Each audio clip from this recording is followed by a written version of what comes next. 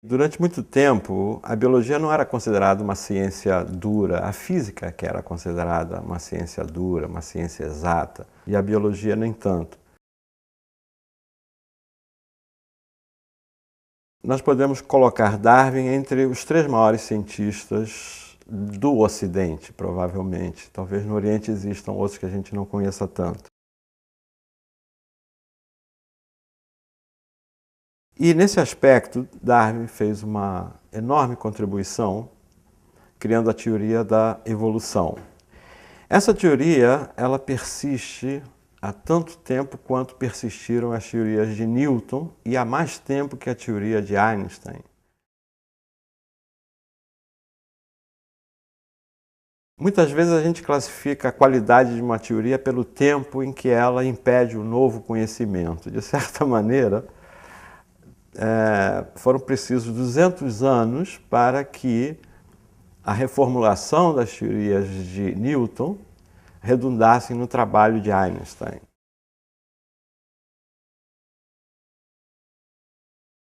E o trabalho de Einstein já está aí há 100 anos, ou quase isso.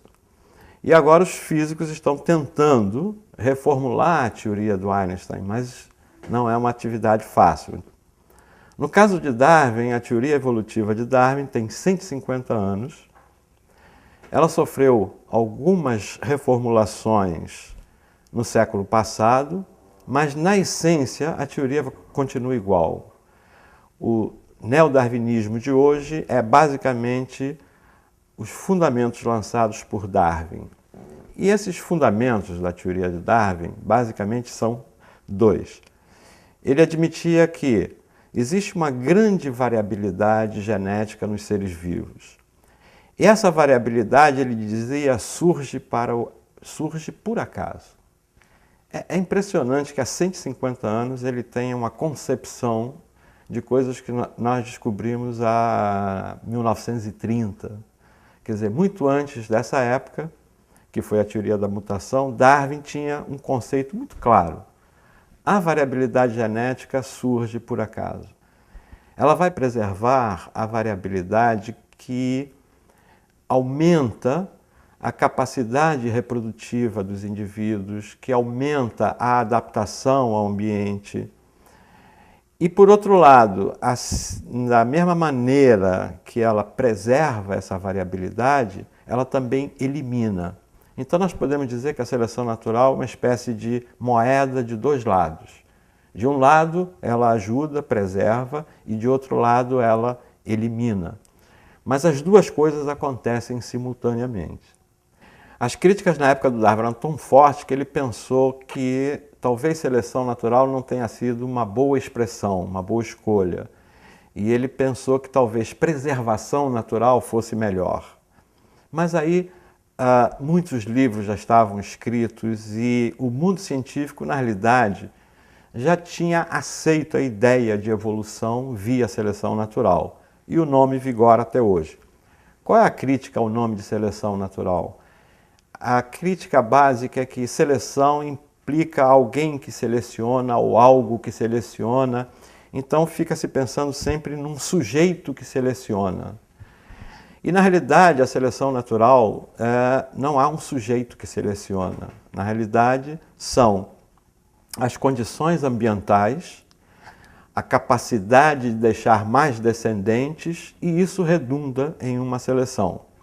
Então, basicamente, a teoria evolutiva é uma teoria que nos explica como as espécies surgem, como as espécies são criadas. E, na realidade, na concepção do Darwin, as espécies são criadas por elementos que agiam quando surge a vida e continuam agindo até hoje. O parágrafo ou a parte do livro do Darwin mais citada, mais conhecida, Darwin escreve um parágrafo que é muito poético e ao final desse parágrafo ele diz como é maravilhoso, né, perceber que a vida foi insuflada em uma única forma, em uma única espécie. E dessa espécie surgem todas as demais. Então é curioso o termo insuflar. Isso nos lembra a parte do Gênesis, quando Deus, através de um sopro na narina daquele homem de barro, dá a vida. Na realidade, Darwin não sabia como a vida surgiu. Para falar a verdade, nós também hoje não sabemos como ela surgiu. Então Darwin não tinha compromisso com o surgimento da vida e podia admitir que alguém insuflou a vida numa primeira espécie. Mas a partir daí, as leis naturais criaram todas as espécies. E são essas leis naturais que ele explicou como funcionam. E até hoje elas continuam extremamente válidas, o que é muito surpreendente. Os cientistas e os naturalistas da época não eram profissionais, quer dizer, ninguém tinha um salário para trabalhar como cientista. E o caminho escolhido para ter uma renda e poder fazer ciência era se tornar um clérigo da igreja anglicana, porque aí você teria uma paróquia para cuidar e casa e um salário no final do mês. Esse era mais ou menos o destino de Darwin, e ele estava mais ou menos conformado com essa ideia. Quando de repente surge um convite para uma viagem. Essa viagem mudou totalmente a vida do Darwin. Era uma viagem de circunnavegação que duraria 3 anos e acabou durando 5. Nessa viagem, Darwin se tornou um grande geólogo. Ele percebeu que os Andes, com 7.000 metros de altura, se soergueram do mar, num processo lento e gradual, porque ele coletou animais marinhos a 5.000 metros de altura. Como foram parar aqueles animais marinhos ali? Darwin, na realidade, se tornou um grande geólogo com contribuições importantes. Tanto é que quando ele chega na Inglaterra, ele escreve os seus primeiros trabalhos científicos em geologia. Ele entrou para a Sociedade de Geologia, sendo até secretário da Sociedade de Geologia. Então ele foi considerado, na volta da viagem, um grande geólogo. O que foi importante nesse conhecimento geólogo? Ele percebeu que a Terra tinha muitos e muitos milhões de anos. E isso fez com que ele rompesse com a ideia ou com as interpretações bíblicas que a Terra tinha 2.000 anos ou 5.000 anos. Durante a viagem, Darwin se especializou em coletar espécies, coletar espécimens, registrar tudo, mas Darwin tinha coletado muitas tartarugas nas Ilhas Galápagos e os habitantes das ilhas diziam que cada tartaruga é diferente da outra, são espécies diferentes e cada uma está numa ilha. E Darwin coletou muitas dessas tartarugas, na realidade, para a alimentação dos marinheiros durante a viagem, e ele participou dessa comilança de tartarugas e provavelmente ajudou a jogar os cascos pela borda do barco. Isto é, se diz hoje, às vezes as pessoas pensam que Darwin se revelou ou entendeu a teoria evolutiva em Galápagos. Não. Na realidade, Darwin passou por Galápagos e não entendeu nada do que estava acontecendo ali. Ele coletou.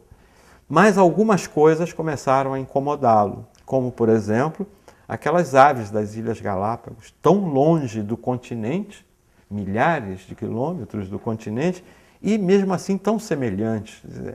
Aquelas coisas começaram a incomodar Darwin. Mas esse incômodo durou muito. Quando ele volta à Inglaterra em 1935, ele continua acreditando que as espécies são imutáveis, mas já com algumas desconfianças que essa imutabilidade não seria tão grande. Durante 9 anos, ele começou a verificar que as espécies, na realidade, se transformavam. E esses 9 anos foram de tremenda angústia, porque era uma modificação radical do pensamento. O grande amigo dele, que é o pai da ecologia moderna, o Charles Lyell, não aceitava que as espécies podiam se transformar. E o Lyell era muito direto nessa questão. A ideia que as espécies se transformam é uma ideia estúpida de um francês chamado Lamarck. E qualquer pessoa que adote essa ideia é tão estúpido quanto. Darwin, muito mais jovem que o Lyell, escutava aquilo e disse, caramba, realmente dizer que as espécies se transformam aqui é um problema, porque não é qualquer pessoa que está dizendo isso, né? É o Charles Lyell, o maior geólogo da Inglaterra, e na realidade um geólogo que tinha lançado os fundamentos da geologia moderna. Quando ele concluiu que existe uma luta na natureza, essa luta, essa ideia de luta foi influenciada pela leitura do livro do Malthus. Malthus era um outro clérigo que era, na realidade, economista, e o Malthus tinha umas ideias interessantes sobre o crescimento das populações, que era, as populações crescem muito mais do que a comida. Como a população cresce mais, há momentos em que a fome, o vício, a miséria vão prevalecer. E aí, essa pressão da fome, do vício e da miséria vai selecionar os melhores. E segundo Malthus, a fome, o vício e a miséria eram criações de Deus. Aí disse, mas como Deus pode criar coisas tão terríveis? Ele disse, não, não é assim. Deus criou a fome, o vício e a miséria porque o homem é indolente por natureza. Se não fossem esses acicates, essa coisa da fome, da miséria e do vício, o homem continuaria sendo indolente. Então Deus criou esses mecanismos para que o homem se aperfeiçoasse. E é claro, isso pressupõe poucos recursos e muita competição. Essa ideia, de fato, o Darwin pegou do Malthus. Mas ele também, Darwin, tinha verificado que as populações tendem a crescer muito rapidamente. Darwin fez uns cálculos que, se todos os elefantes que nascem não morressem por alguma razão, em 50 anos o mundo estaria coberto por elefantes. Ou, se todas as moscas não morressem, em alguns meses o mundo estaria coberto por uma camada de 3 metros de mosca. Por quê? O potencial reprodutivo das espécies é muito grande, é exponencial. Mas todos não podem sobreviver, então há muita mortalidade. E essa mortalidade é diferencial. E o Darwin percebeu isso, que há uma mortalidade diferencial. E segundo a visão do Darwin, os mais adaptados são os que ficam, e os que têm problemas de adaptação são os que são eliminados. Os que ficam são ajudados pela seleção natural, os que são eliminados pela seleção natural. Então ela faz as duas coisas, é aquela moeda de duas faces. E ela faz as duas coisas simultaneamente. Existe uma frase curiosa de Darwin em que ele faz um diagnóstico. Quem sobrevive? Sobrevivem os mais aptos, os mais fortes e os mais felizes. É curioso essa ideia de que os mais felizes sobrevivem. Intuitivamente, eu diria que isso é verdade, mas não sei quais são as razões que levaram Darwin a essa constatação. Obviamente que Darwin captou simplesmente a parte de quando há falta de recursos, há muita competição. E, na realidade, essa ideia de competição por recursos e muita competição quando há escassez de recursos é um dos pilares da ecologia moderna. A ideia de competição estruturando os ecossistemas é um conceito que foi fundamental na ecologia moderna. Mas as maiores críticas Darwin recebe quando publica o livro A Descendência do Homem. A Descendência do Homem é a teoria evolutiva de 1859 aplicada ao homem. Isso daí causou grandes problemas a Darwin, porque as pessoas finalmente perceberam que todas as espécies têm um ancestral comum. Ele já havia dito isso no livro, mas as pessoas não tinham percebido tão claramente, os não cientistas. Ao dizer que todas as espécies atuais têm um ancestral comum, alguém da mídia da época criou uma forma de diminuir a importância do Darwin, dizendo: isso quer dizer que o seu ancestral chimpanzé é por parte de avô ou de avó? Essa foi uma pergunta feita ao Darwin. E daí surgiu a ideia de que o homem se origina do macaco. Obviamente que Darwin nunca disse isso. De qualquer maneira, isso é o tipo da afirmação que pega fácil, e isso passou a ser repetido, e é repetido na realidade até hoje. Uma das coisas mais comuns que as pessoas conhecem do Darwin é que ele disse que o homem veio do macaco. E não importa, agora tentar desmentir isso é quase que uma impossibilidade.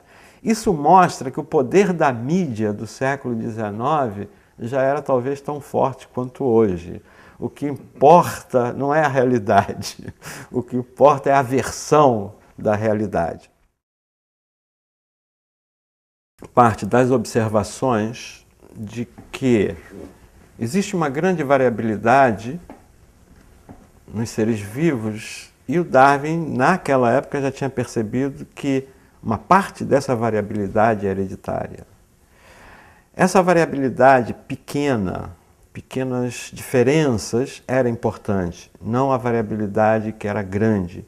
A variabilidade grande, na realidade, produzia monstros que tinham pouca capacidade de deixar descendentes e, portanto, não eram importantes para a evolução. Então nós temos, por um lado, a variabilidade pequena, que é hereditária. Depois, um processo que escolhe a variabilidade em função da maior ou menor adaptação ao ambiente. Quem está mais adaptado deixa mais descendentes, quem está menos adaptado deixa menos descendentes. Esse processo, sendo repetido por muitas gerações, determina que permaneçam aqueles indivíduos mais bem adaptados e sejam eliminados os que não estão bem adaptados. A origem da variabilidade, que é hereditária, ela é constante e ela é o acaso. Isso Darwin diz claramente no livro dele. Então nós poderíamos dizer que a evolução é um processo de reprodução diferencial. Há uma reprodução e depois só alguns é que se reproduzem na geração seguinte. Então, um processo muito baseado na ideia de reprodução e que uns reproduzem mais do que os outros. Esses seriam os mais aptos. Recentemente se percebeu que todos os organismos têm como material hereditário a mesma molécula, o DNA. O DNA é comum a todos os seres vivos, ou algum tipo de ácido nucleico é comum a todos os seres vivos. Quando Darwin, há 150 anos, diz que todos os seres vivos de hoje se originam de um ser vivo ancestral, ele, na realidade, ele está dizendo que a vida é monofilética, que a vida surge aqui há muitos milhões de anos uma única vez. E a partir dessa vida inicial, através do processo evolutivo, ocorre a diversificação nas espécies. É curioso essa percepção tão sutil do Darwin com tão pouca informação que ele tinha. Mas hoje, graças à análise de DNA, por exemplo, nós percebemos que a diferença genética entre nós e o chimpanzé, que é uma outra espécie, é praticamente nenhuma. Nós somos constituídos dos mesmos genes que o chimpanzé. Se nós mudarmos um pouco, nos compararmos com os ratos, nós percebemos que para fazer um rato, o rato tem 85% dos genes que eu tenho. Essa é uma semelhança muito grande entre nós e os ratos, a ponto de um amigo meu que trabalha com ratos ter dúvidas. Quando você pergunta se você é um homem ou um rato, ele fica na dúvida em responder. Se nós pensarmos e nos comparar, por exemplo, com um vegetal, isso pode parecer injurioso, mas na realidade nós temos cerca de 35% dos genes que são necessários para formar um tomate. Há uns 10 anos atrás, quando eu tomei conhecimento disso, eu fiquei um pouco impressionado da minha semelhança com o tomate. Essa constância de mesmos genes para fazer protozoários, amebas, bananas, macacos e o homem mostra essa continuidade através do tempo do processo evolutivo e da existência de um ancestral comum. É claro que muitos milhões de anos se passaram e Darwin sempre advogou a ideia de uma evolução lenta e gradual. Mais recentemente surge a ideia que talvez a evolução em determinados períodos possa ser mais rápida. Então, muitas vezes, podem aparecer mudanças morfológicas muito visíveis e, na realidade, hoje se sabe que uma espécie pode surgir através de uma modificação muito pequena. O importante do processo evolutivo do Darwin é, primeiro, a percepção que ele teve do processo integral, com um nível de detalhes impressionantes, como ele, fundamentalmente, ele sabia da existência de mutação ao acaso, e esse era o processo de geração de variabilidade. Ele sabia da importância da seleção natural na sua dupla face, ajudar na seleção direcional, levando à transformação das espécies, e eliminar os menos aptos, preservando a integridade dessas espécies ao longo do tempo. Essas coisas continuam válidas até hoje, e a única coisa que hoje se pensa, como Darwin já tinha anunciado, é que existe algo mais que a seleção natural, embora nós não saibamos exatamente o que existe. E estamos procurando essa coisa, que seria uma modificação do darwinismo, da mesma maneira que Newton foi modificada por Einstein. Então, na realidade, o que hoje nós necessitamos é um Darwin equivalente, um equivalente ao Einstein que modificou Newton.